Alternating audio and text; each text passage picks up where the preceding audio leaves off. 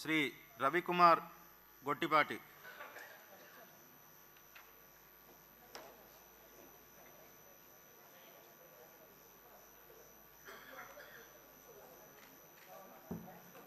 గొట్టిపాటి రవికుమార్ అనే నేను శాసనసభ ఎన్నికైనందున శాసనం ద్వారా నిర్మితమైన భారత రాజ్యాంగం పట్ల నిజమైన విశ్వాసం, విధేయతను చూపుతానని, భారతదేశ సార్వభౌమాధికారాన్ని, సమగ్రతను కాపాడుతానని, నేను స్వీకరించబోయే కర్తవ్యాన్ని శ్రద్ధాశక్తులతో నిర్వహిస్తానని దైవసాక్షిగా ప్రమాణం చేస్తున్నాను.